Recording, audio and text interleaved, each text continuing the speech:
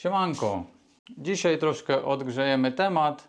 Na samym początku chciałem Wam bardzo podziękować za taki odzew pod filmikami.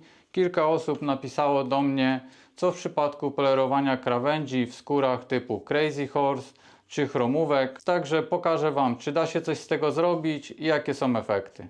Zapraszam do oglądania. Ten odcinek będzie trochę krótszy, no bo już nie będę wracał do jakości skóry, klejenia i tych innych elementów. Przygotowałem próbkę ze skóry garbowanej chromowo.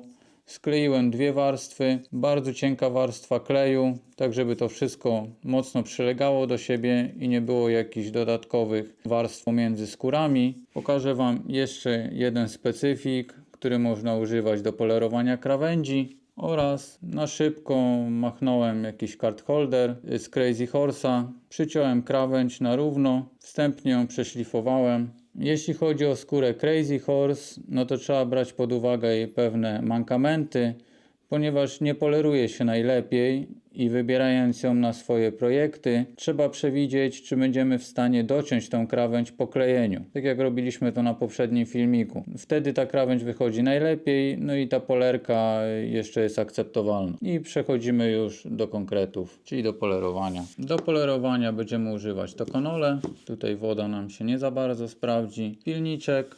Nakładamy pierwszą warstwę.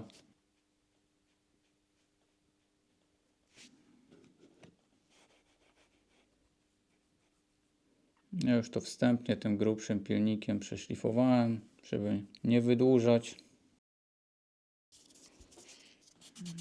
I polerujemy. Tak jak wcześniej, nie czekam aż to wyschnie.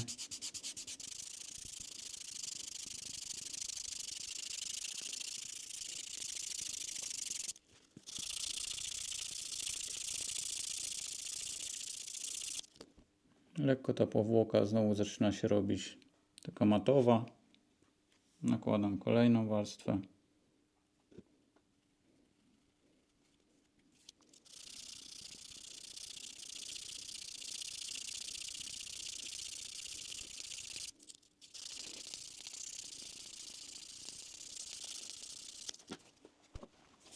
I przyda nam się gładzik.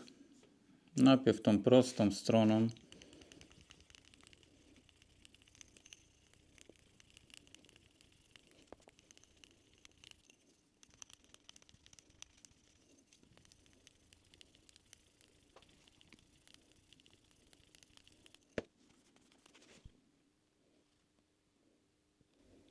Jak widzicie, nie jest całkiem idealnie, no ale tutaj jakby zrobiliśmy to bez cięć. Zobaczyliście, ile to mi zajęło, więc wydaje mi się, że ten czas, który tu poświęciłem, no to jest bardzo krótki, więc jeśli ktoś używa jeszcze papierków drobniejszych, może to doprowadzić do jeszcze lepszego efektu. Tutaj wcześniej wypolerowałem jeszcze drugą krawędź. Wydaje mi się, że jak na tą skórę, ilość warstw i czas, jaki na to poświęciłem, no to jest dobry efekt. Także widzicie, da się tą krawędź wypolerować, tylko tak, że trzeba właśnie patrzeć na jakość skóry i na samą tą procedurę, którą wcześniej Wam pokazywałem. Jeśli da się ciąć tą krawędź po klejeniu, no to ją tnijmy, bo ona jest od razu jakby równa. I przechodzimy do chromówki. Tutaj to już będzie zabawa większa, ponieważ ta skóra sama z siebie jest miękka, choć skóry chromowe powinno się malować im krawędzie farbą do krawędzi. No ale było takie zapytanie, więc zobaczymy, co z tego wyjdzie.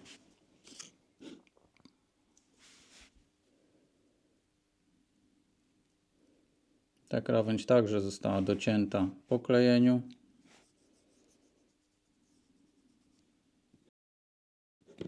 Najpierw, jak wcześniej, jedna warstwa tokonole, drobny pilnik.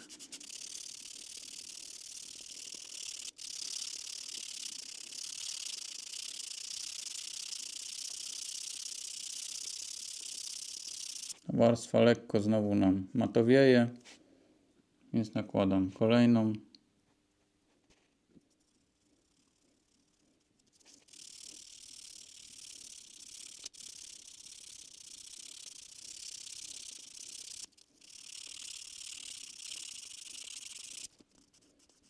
No, nałożę chyba jeszcze jedną taką bardzo cienką.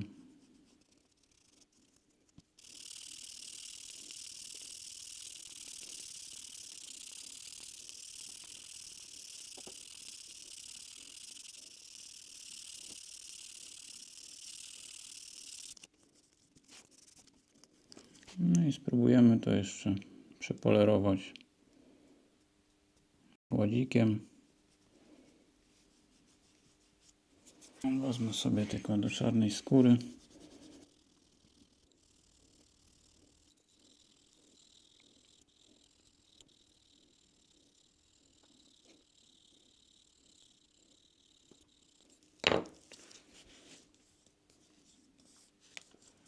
Wyszło coś takiego. Ocencie sami, czy to jest dobry efekt, czy nie.